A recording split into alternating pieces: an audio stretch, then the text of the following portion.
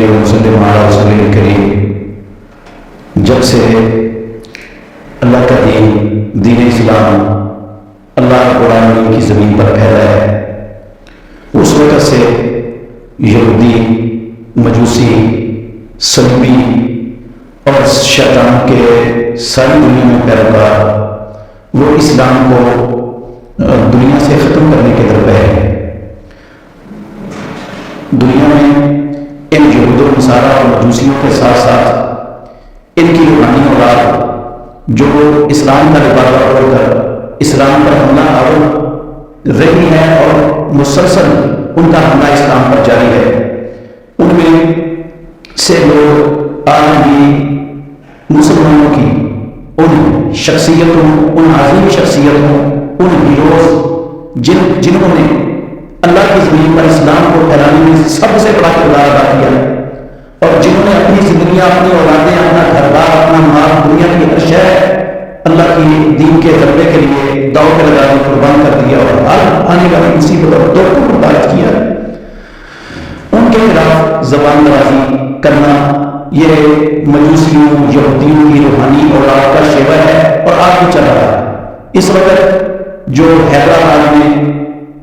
نہایت دلدوز واقعہ ہوا ہے، کچھ مجوسیوں اور یہودیوں کی روحانی اولاد کے لوگوں نے فاروق اعظم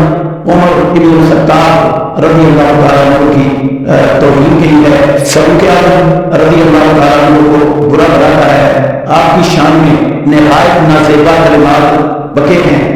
وہ عمر رضی اللہ تعالیٰ عنہ جن کی آمد سے اسلام دنیا میں مضبوط ہوا، جو محمد رسول اللہ صلی اللہ علیہ وسلم کے اولاد آدم میں ابو بکر رضی اللہ عنہ کے بعد سب سے زیادہ محبوب تھے، جنہوں نے محمد رسول اللہ صلی اللہ علیہ وسلم کی زبان سے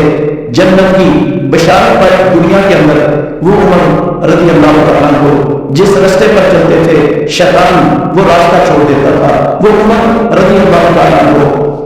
جو مشورہ محمد رسول اللہ صلی اللہ علیہ وسلم کو دیتے تھے، اللہ رب العالمین فاروق اعظم کے مشورے کو آسمانوں سے قرآن بنا کے نازل کر دیتا تھا. محمد رسول اللہ صلی اللہ علیہ وسلم جو مشورہ دیتے تھے، اللہ رب العالمین بھی اس مشورے کو پسند کرتا اور اس مشورے کی تعریف کرتا تھا.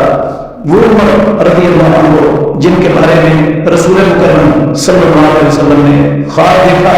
کہ عمر رضی اللہ عنہ اپنی قمیض گھسیٹ رہے ہیں، تو صحابہ نے پوچھا اللہ کے نبی آپ نے کیا تعریف اس کی تعبیر کی؟ تو آپ نے فرمایا کہ عمر رضی اللہ عنہ کو اللہ رب العالمین نے دین عطا فرمایا. پھر آپ نے خواب میں دیکھا کہ مجھے دودھ کا پیالہ دیا گیا، میں نے بچا ہوا عمر کو دے دیا. تو رسول اللہ صلی اللہ علیہ وسلم سے اس کی تعبیر پوچھی گئی. آپ نے فرمایا کہ وہ عمر رضی اللہ عنہ جن کے بارے میں رسول مکرم صلی اللہ علیہ وسلم نے فرمایا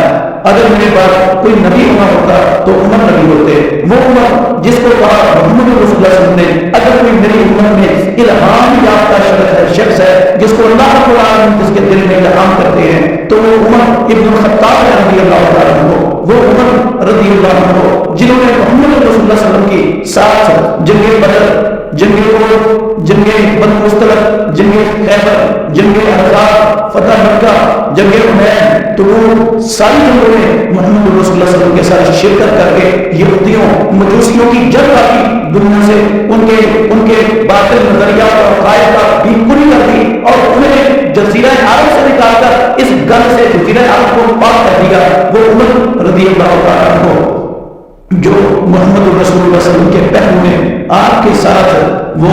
مرحلے استراحت ہیں مدینہ طیبہ میں. یہ یہودیوں اور مجوسیوں کی روحانی اولاد آج بھی فاروق اعظم رضی اللہ عنہ جو انہوں نے اسلام کے لیے کردار ادا کیا، ان کے جو ہے وہ آثار پر ان کا روح، ان کا ہیبت، ان کا خوف، دبدبہ اور ان کا مشن آج بھی ان کے آثار پر سوار ہے. اور آج بھی وہ اپنا بغض، اپنا کینہ، اپنی نفرت اور عداوت اس کا اظہار اپنی گندی نجس اور پلیت زبانوں سے کر رہے ہیں. ہم موجودہ حکمرانوں سے، حکومت سے، ریاست کے ذمہ داروں سے مطالبہ کرتے ہیں کہ ایسے شر پسندوں کو جو مسلمانوں کے سینوں میں ان کی عظیم شخصیات اور ہیروز کی توہین کر کے ان کے سینوں میں خنجر بھونک رہے ہیں، ان کا سدباب کیا جائے، ان کو عبرتناک سزائیں دی جائے، ان کا جو ہے وہ مکمل محاصرہ کیا جائے. اگر تم نے ایسا